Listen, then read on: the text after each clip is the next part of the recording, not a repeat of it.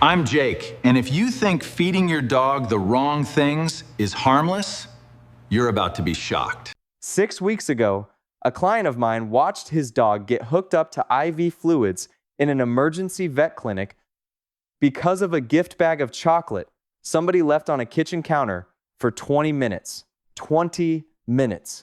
That's it. That's all it took. Today, I've got an actual emergency vet with over a decade of experience walking me through the 8 foods she sees poisoning dogs. Again and again, in her ER, what's actually happening inside your dog's body, why it's dangerous, and exactly what to do if it happens anyway. This isn't a guess and checklist. This is the real thing. Let's get into it. If you're new here, I'm Jake. 10 years training dogs professionally. But today's not really about training. It's about something almost every single dog owner in America has done at least once without thinking twice. Sharing food off the table, leaving something out on the counter, letting the dog help clean up the kitchen. Most of the time, nothing happens, but some of the time, it's a trip to the ER. So let's talk about exactly which foods put your dog at real risk and why. This whole video started with a phone call from a guy named Carlos. Family gathering at his place, someone brings a gift bag of assorted chocolates, sets it on the counter during the chaos of everyone arriving. 20 minutes later, the bag's on the floor, shredded, and his Labrador Rocky's already looking restless and panting way more than the room temperature explained. Carlos got him to the emergency vet immediately. No hesitation, no, let's just watch him for a bit, and Rocky ended up okay. IV fluids, induced vomiting, a few hours of monitoring, and he went home. But Carlos told me something afterward that stuck with me. I knew chocolate was bad for dogs. I didn't actually know why or what else belongs on that list. That gap is exactly what today's video is for. So I sat down with Dr. Maya Patel, an emergency vet with 12 years of ER experience, and we went through the list, food by food. Food number 1, and probably the one most people have at least vaguely heard of, chocolate. Chocolate contains theobromine, a compound in the same family as caffeine. The core problem is that dogs metabolize theobromine far more slowly than humans do. It doesn't clear out of their system quickly. It builds up and lingers. The severity depends a lot on the type of chocolate and the size of the dog. Dark chocolate and baking chocolate have way more theobromine per ounce than milk chocolate, and cocoa powder is even more concentrated than that. A big dog eating a couple milk chocolate chips off the floor is a very different situation than a small dog getting into dark chocolate truffles. Symptoms usually start with vomiting and diarrhea, then restlessness and panting, then as it progresses, elevated heart rate, tremors, and in severe cases, seizures. It hits the heart and the nervous system both. And here's the thing about Rocky's case. Carlos genuinely didn't know exactly what type or how much chocolate was missing.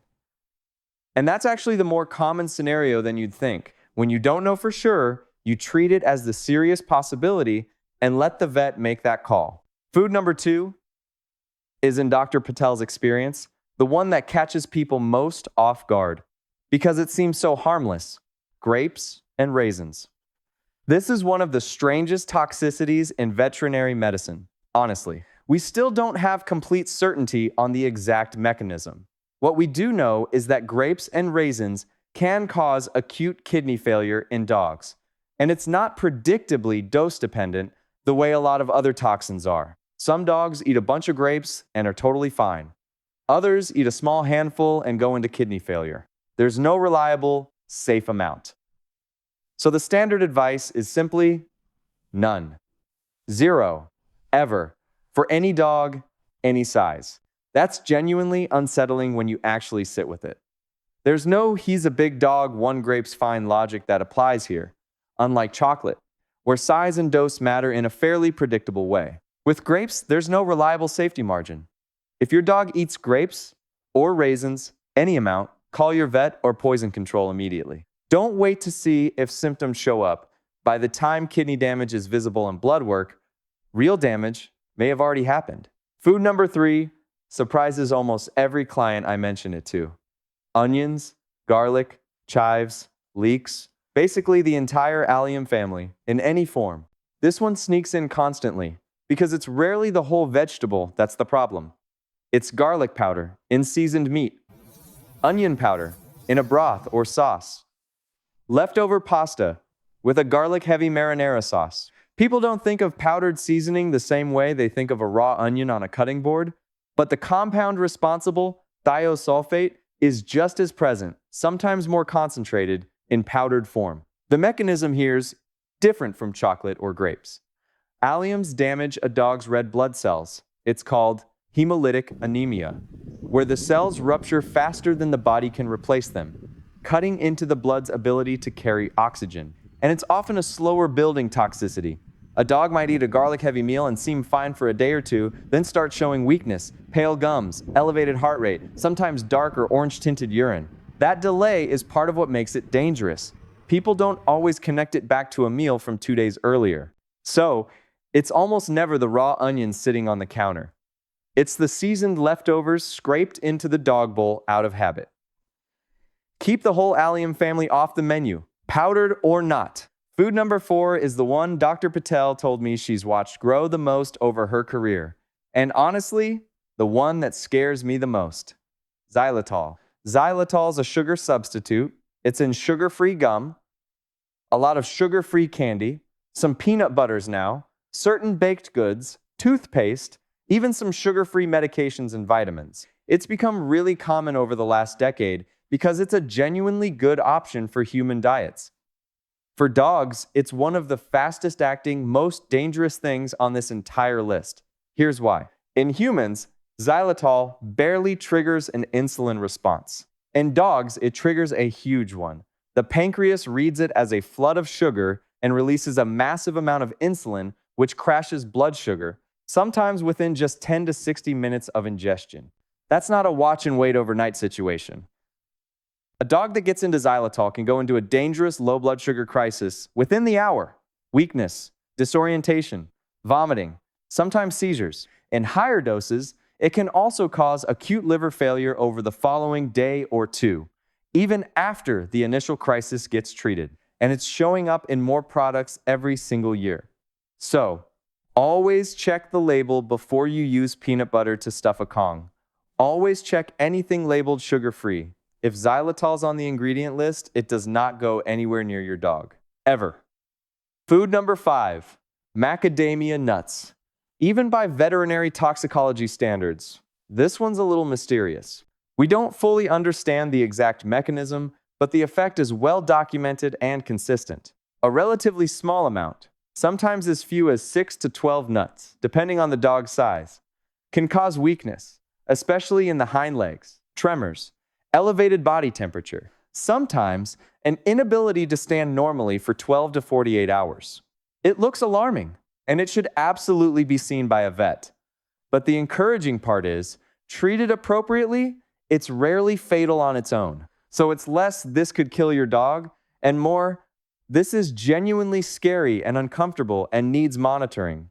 Especially because macadamias often show up baked into cookies or banana bread, alongside chocolate or xylitol, and you can't always be sure right away what else was mixed in. Cookies, trail mix, banana bread with macadamias, all off limits. Okay, quick heads up before we keep going. Food number 7 is the one almost nobody expects. And it's not even really about a toxin, it's about physics happening inside your dog's stomach. And food number 8 is the one that sends more dogs to the ER over the holidays than almost anything else on this list combined. Stick with me. Food number 6, and I'm grouping these two together because they work in a similar way and show up in similar situations. Alcohol and caffeine. Both affect a dog's nervous system and heart in ways that are proportionally far more dangerous than for a human, just because of the size difference and how a dog's body processes these substances. A splash of beer, some unattended wine, a dropped espresso pod, coffee grounds swept off a counter. That doesn't sound like much to a person, but for a 20-pound dog, the dose per body weight is a completely different equation than it is for an adult human. Alcohol toxicity can cause vomiting, disorientation, dangerously low body temperature, breathing trouble, and in severe cases, coma. Caffeine toxicity shows up as restlessness, rapid heart rate, tremors, and, in high enough doses, seizures.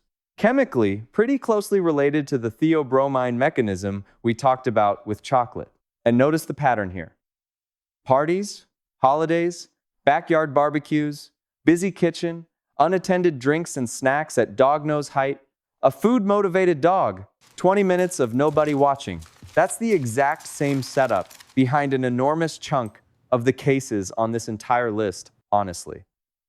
Food number 7, and I genuinely think this is going to surprise you the most. Raw bread dough, specifically dough with live yeast in it, left to rise. This one's mechanically different from everything else on the list. It's not really about a toxic compound in the traditional sense. It's about what happens physically once that dough hits a dog's warm stomach. The stomach is basically perfect rising conditions, warm and moist, so the dough can keep expanding significantly inside the dog. That can cause severe bloating, and in some cases, a life-threatening condition where the stomach twists on itself. And on top of that, as the yeast keeps fermenting, it produces alcohol as a byproduct, which gets absorbed into the bloodstream. So you can end up with a physical emergency from the expanding dough and an alcohol toxicity situation at the same time from a single event. That's not something most people would ever think to worry about. Holiday baking, a loaf left rising while someone answers the door, a dog with easy access and zero reason to suspect a lump of dough is dangerous. If you're baking anything with live yeast, that dough needs to be completely out of reach the whole time it's rising, not just glanced at occasionally. Food number 8 isn't one single item. It's a cluster of everyday habits that sends nearly as many dogs to Dr. Patel's exam room as everything else on this list combined. Fatty table scraps, chicken skin, bacon grease, a rich holiday gravy can trigger pancreatitis. That's inflammation of the pancreas, and it's genuinely one of the most common food-related emergencies I see, especially right after holidays. It ranges from a rough couple of days of vomiting and abdominal pain to something serious enough to require hospitalization. Salty snacks, chips, pretzels, cured meats carry a related but different risk. Sodium ion poisoning, excessive thirst, vomiting, tremors, and in severe cases, seizures, especially with a large amount eaten quickly. And cooked bones are dangerous for a totally different mechanical reason. Cooking changes the structure of bone, making it far more likely to splinter into sharp fragments instead of breaking cleanly. Those fragments can cause mouth and throat injuries or intestinal blockages and perforations, which are surgical emergencies. Raw bones carry their own separate risks and should only be given under specific guidance. But cooked bones, chicken bones, rib bones, a pork chop bone off someone's plate should never go to a dog. Full stop. That's probably the most common thing on this entire list, honestly. The holiday plate. The just a little taste mentality. None of it's exotic. It's sitting on the dinner table at basically every holiday gathering in the country. So, before we wrap up, I asked Dr. Patel the question I think matters more than the list itself. What do you actually do if your dog gets into one of these? First, don't panic, but don't wait either. Call your vet, an emergency animal hospital, or a pet poison control hotline immediately. Try to figure out roughly what and how much was eaten and when. That information genuinely changes how we treat the case. Don't try to induce vomiting at home unless a vet or poison control specifically tells you to and walks you through how. For some substances, vomiting can actually make things worse. And if it's after hours and your regular vet's closed, emergency animal hospitals exist for exactly this reason. Don't wait until morning hoping it resolves on its own. With almost everything on this list, the earlier we can step in, the better the outcome. And with something like xylitol, the timeline for real damage is measured in minutes, not hours. Let's run it back quick. 8 foods to keep away from your dog. Always. Number 1, chocolate, especially dark and baking chocolate. Number 2, grapes and raisins, in any amount ever. Number 3, onions, garlic, and the whole allium family, raw, cooked, or powdered.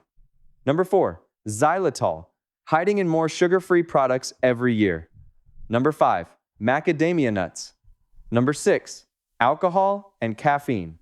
Number 7, raw yeast dough. Number 8, fatty scraps, salty snacks, and cooked bones. Rocky's doing great, by the way, completely back to his food-obsessed self. Carlos just keeps everything a lot further out of reach now. And honestly, that's the whole takeaway of this video. It's not about being a perfect, hyper-vigilant owner every second of the day. It's about actually knowing this list.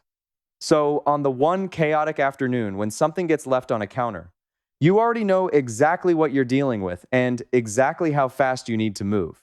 If this helped you, do me a favor, hit subscribe and drop a comment letting me know if any of these caught you off guard. I read every single one. And a huge thank you to Dr. Patel for taking the time to walk through all of this with real clinical detail instead of just a vague warning list. Stay safe out there, keep the counters clear, and I'll see you in the next one. Peace.